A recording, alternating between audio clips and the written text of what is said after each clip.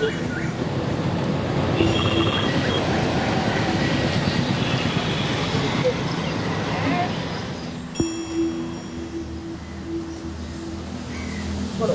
বাবা, ও বাবা, দুটো ধূপকাঠি নাও না গো, বেশি দাম না গো, দুটো 10 টাকা। খুব ভালো গন্ধ, ঘরে জ্বালাবে, খুব ভালো গন্ধ বেরোবে। নাও না গো, মাত্র 10 টাকা। নাও না গো, নাও না। ও ও বাবা, ও বাবা, নাও না।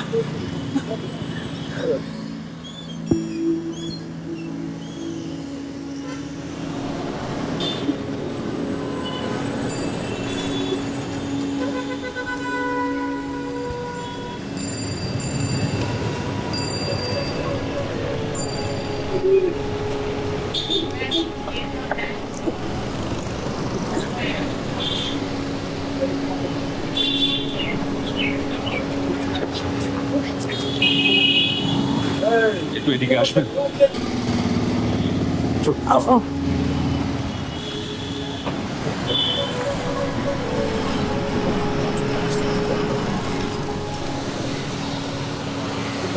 মা, আমাকে চিনতে পারছো দিদি?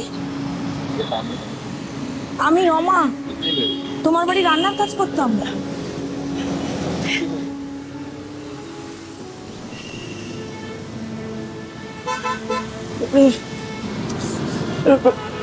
রমা? হ্যাঁ দিদি, আমি রমা। আমায় চিনতে পারছো মাসি? আমি বাবাই গো। তুই বাবাই? সেই সেই ছোট্ট বাবাই? আরে, তোরা তোরা এখানে? আমি তো বিশ্বাসই করতে পারছি না। বিশ্বাস তো আমিও করতে পারছিলাম না দিদি। কালকে যখন ও বাড়ি ফিরে তোমার কথা বললো, আমি কিছুতেই বিশ্বাস করতে পারছি না। তোমার এই অবস্থা কি করে হলো দিদি? কপাল রে রমা, সবই আমার কপাল। এমন কি হলো দিদি যে তোমাকে এইরকম ভাবে? আসলে তোরা তো হঠাৎ করে কলকাতায় চলে এলি।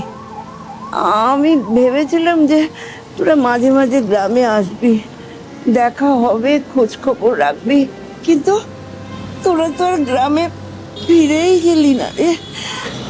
আসলে দিদি, আমার এক দুঃসম্পর্কের দাদা আমাকে এখানে কাজ খুঁজে দিয়েছিল। সেই কাজ করে একা হাতে সংসার সামলাতে সামলাতে আমার কত দেরি হয়ে যায়। কিন্তু তোমার এই অবস্থা কি করে হলো দিদি? আমি তো বুঝতেই পারছি না। না রে, হঠাৎ করে কিছু হয়নি। কয়েক বছর আগে তো সব ঠিকই ছিল। হঠাৎ হঠাৎ তোর দাদা না অসুস্থ হয়ে পড়লো। তারপর বছর 3 আগে সেও চলে গেল, আমাকে এখানে একা ফেলে। এখন তোমার বয়স হয়েছে, ছেলে বউয়ের সংসারে আমি এখন ব্রাত্যরে। নিজের হাতে করে যাকে মানুষ করলাম, এই বয়সে এসে সে আমাকে ছেড়ে চলে গেল জানিস। না না, ঘাড় ধাক্কা দিয়ে তাড়িয়ে দেয়নি রে। যদি আমাকে মুখের উপর দরজা বন্ধ করে তাড়িয়ে দিত তাহলে ওটা একটা কথা ছিল, কিন্তু না, সে সেটা করেনি। হঠাৎ একদিন আমার ছেলে আর বৌমা এসে বলল, মা চলো তোমাকে কলকাতায় চোখের ডাক্তার ডেকে আনি। নিয়েও এলো, ডাক্তারও দেখালো জানিস। তারপর বলল, মা তুমি এখানে বসো, আমি তোমার ওষুধ কিনে নিয়ে আসি।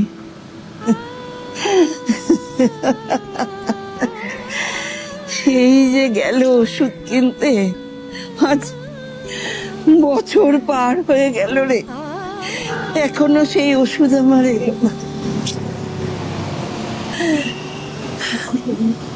তবে তবে আমি কয়েকদিন পর শুনেছি যে ওরা না গ্রামের বাড়িতে খুব সুখে আছে। ব্যাস, তখন থেকেই আমার এই একলা পথ চলা।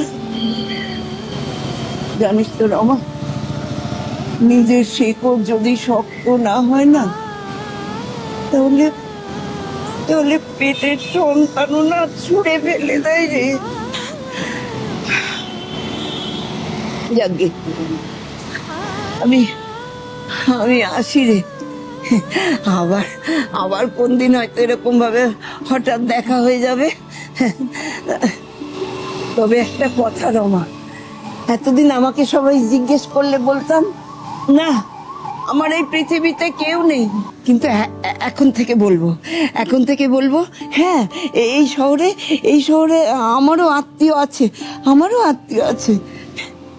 তবে তাদের সঙ্গে আমার রক্তের সম্পর্ক নেই, কিন্তু মায়ার সম্পর্ক আছে।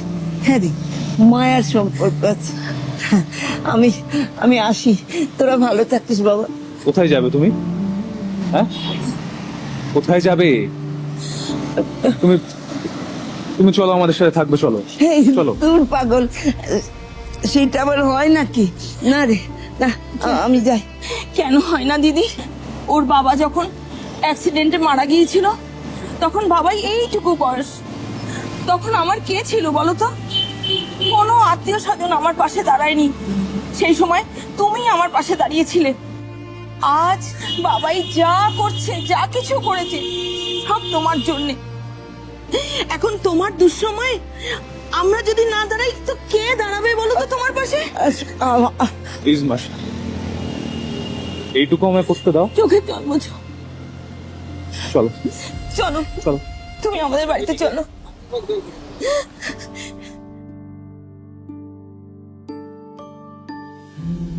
ভালোবাসা হারিয়ে যায় না, হয়তো নতুন রূপে কিংবা পুরনো পরিচয়ে। ভালোবাসা বারংবার ফিরে ফিরে আসে। তাই এই নতুন বছরে জীবন শুরু হোক নতুন ভাবে।